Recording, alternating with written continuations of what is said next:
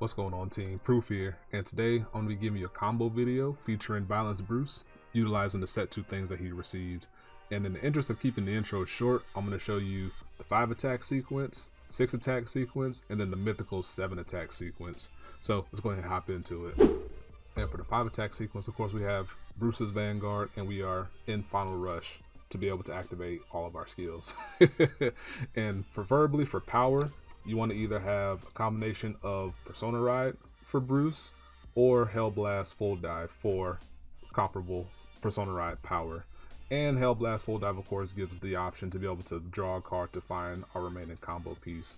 You can also combo them up together to give all of your attacking units plus 20k power for the turn. So let's say we Persona Ride, and then we draw a card, and then this is what we have in our hand. So then we want to set up our board in this formation.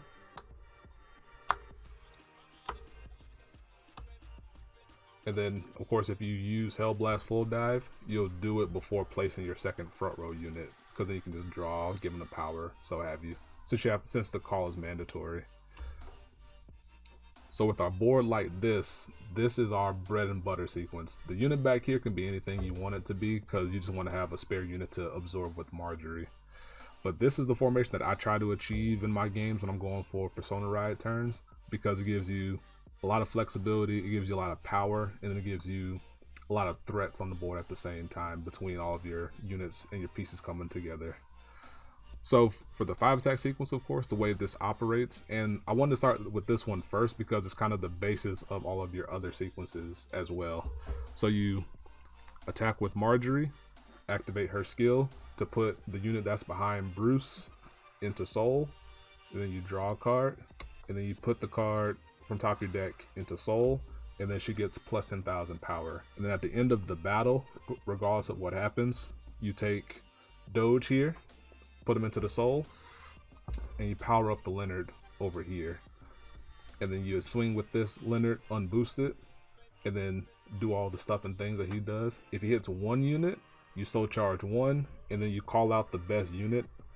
Ideally you put Dober, and then you call it behind Bruce, because Dober is going to be able to trigger again after Bruce attacks. If Leonard hits 2 units, you soul charge an additional card, and then you can call out something else. Probably you'll call out Steve behind the Marjorie here, provided he's still in Soul at this time. So for the sake of argument, let's say Leonard doesn't hit, and then we attack with Bruce. We Soul Blast 5, restand, we do our Twin Drive, goes to hand, Marjorie swings, and then Leonard swings, and then you counter blast for Protobulb, put Marjorie into Soul, and then you return a non-Marjorie card back to your hand. The reason why this is important is because it kind of puts us into the first formation of the 6 attack sequence, because should Leonard hit on this attack, the 5th attack, you soul charge 1, and then you call Marjorie back to the front row on the opposite side. And then now that she's a fresh Marjorie again, because she went away and came back, she now has her skill that she can activate again, to which you attack, you put either the Leonard or the Protobulb into Soul, you draw a card, and then you soul charge a card.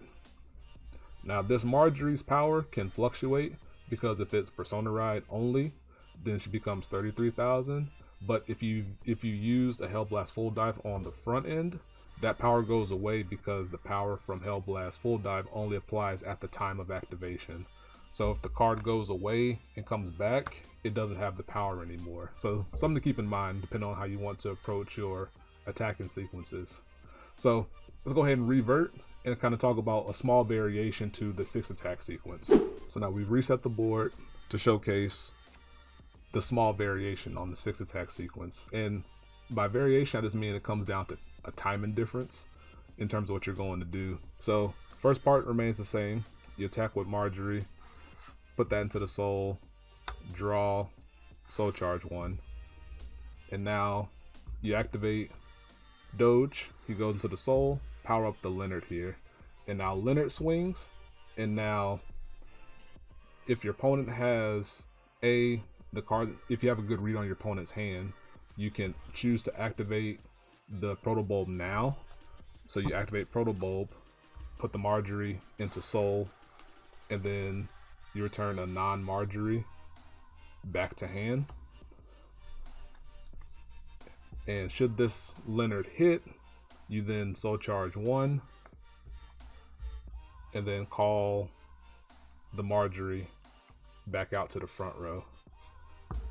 And then this Marjorie can attack again on the front end, and then absorb, draw a card, put a card into the Soul, because again, it's a fresh Marjorie.